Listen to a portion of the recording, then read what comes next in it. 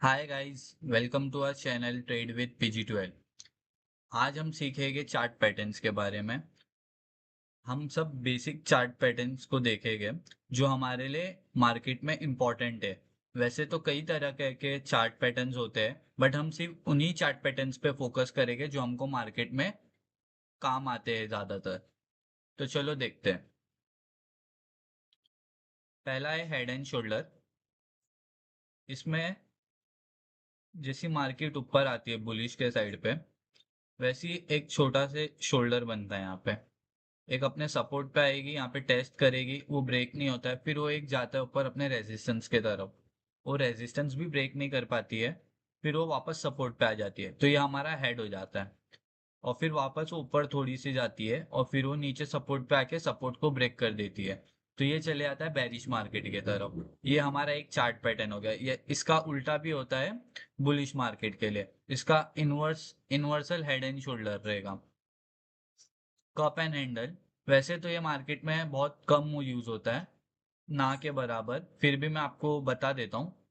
यहाँ पे जैसे एग्जांपल एक आप तो देख ही सकते हो, ये एकदम कप जैसा बन रहा है। जैसा मार्केट एग्जांपल बुलिश है, फिर वो धीरे धीरे बेरिश के साइड पे आती है, फिर वो टर्न होती है बुलिश के साइड पे, फिर उसका एक छोटा सा हैंडल बना के वो ऊपर की तरफ ब्रेकआउट देती है। वैसे इसका उल्टा भी होता है। अब देखते हैं डबल टॉप। इसको हम एम पैटर्न भी बोलते हैं। एग्जाम्पल, मार्केट बेरिश से बुलिश हुई है, फिर वो अपने रेजिस्टेंस को टेस्ट करती है, फिर थोड़ा सा नीचे आती है, सेलर्स उसको थोड़ा नीचे लाते हैं, फिर बायर्स वापस उसको रेजिस्टेंस की तरफ लेके जाते हैं। बायर्स ट्राई करते हैं कि मार्केट को तोड़ने के लिए, बट फिर सेलर्स आ जाते हैं और नीचे उसको कर देते हैं। तो फिर उसके बाद में वो ब्रेकआउट हो जाता है, एक सपोर्ट आता है, फिर वो सपोर्ट के यहाँ से ब्रेकआउट हो जाता है। तो ये हो जाता है डबल टॉप या फिर एम पैटर्न भी आप बोल सकते हैं।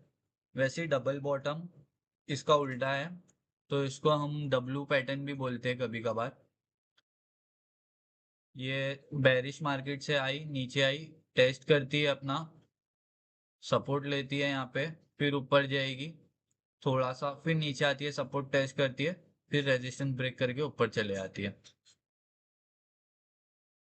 वैसी ट्रायंगल ट्रायंगल भी बहुत कम देखने को मिलता है हमको मार्केट में।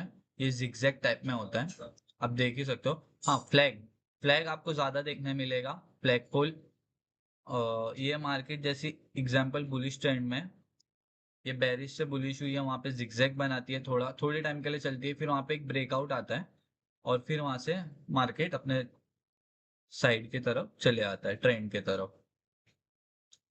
वेज, एक वेज भी एक सेम एज ट्रायंगल की तरफ ही है, उसका उल्टा वेज है।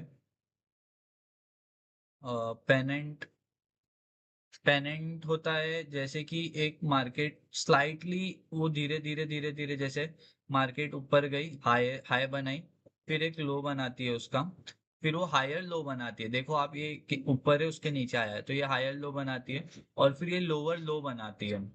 ये जो लोअर लो है उसके उससे भी लो हो जाती है, तो हायर लो लोअर लो, फिर उससे भी हायर लो, फिर लोअर लो, फिर एक ऐसे पॉइंट पे आती है जहाँ पे बायर या सेलर ज्यादा आते हैं, वो साइड ब्रेकआउट हो जाता है। असेंडिंग ट्रायंगल, हाँ, यहाँ पे एक रेजिस्टेंस है, देख सकते हो।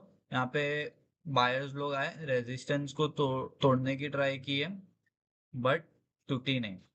फिर ये थोड़ी नीचे आई, फिर बायर्स ने पुश करने की ट्राई की है, रेजिस्टेंस तोड़ने की, टूटी नहीं।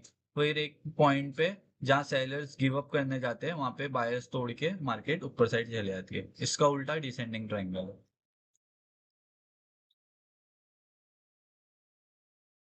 अब हम ये पढ़ेंगे न्यूट्रल चार्ट पैटर्न, जिसके ऊपर रेक्टेंगल दिख रहा है आपको और सिमेट्रिकल सिमेट्रिकल ट्रायंगल दिख रहा है। ये सिमेट्रिकल ट्रायंगल बहुत कम ही यूज होता है, हम रेक्टेंगल पे फोकस करेंगे। रेक्टेंगल वाला मोस्टली साइडवेज के टाइम होता है। जब जब भी आपको ऐसे दिख रहा हो, एक ही मूवमेंट में चल रहा है मार्केट, तो ये साइडवेज का रहता है। यहाँ पे एंट्री लेना बहुत रिस्की होता है। जब इसका ब्रेकआउट आता है तब हम एंट्री लेते हैं, और यहाँ पे इसका स्टॉप लॉस रहेगा, यहाँ एंट्री रहेगा, और उसका टारगेट 1:2। वैसे डाउन साइड के लिए भी हम रेक्टेंगल देखते हैं।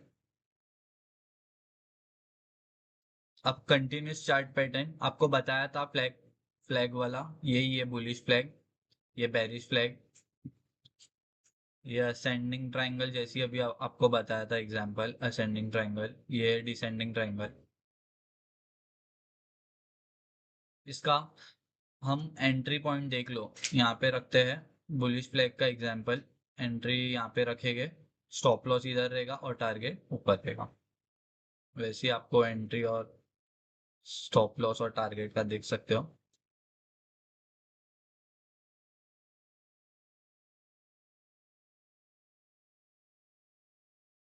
देखो अब डब्ल्यू पैटर्न का कैसे होता है, ये आया, एक रेजिस्टेंस पे आया, चेक किया अपना, स्टॉप लॉस हम यहाँ रख देंगे। जैसे ही ये ब्रेकआउट होता है हम फटाक से एंट्री लेंगे, यहाँ पे हमारा स्टॉप लॉस रहेगा और यहाँ हमारा टारगेट रहेगा। सेम एम पैटर्न में उसका उल्टा होगा, एक सपोर्ट पे आएगा हमारा,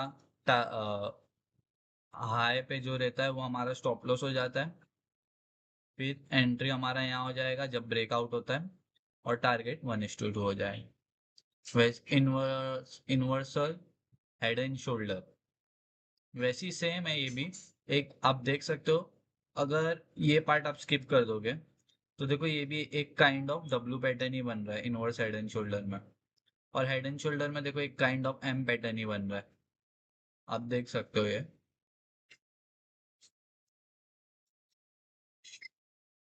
फॉलिंग वेज, राइजिंग वेज, ये भी मैंने आपको बता दिया हूँ।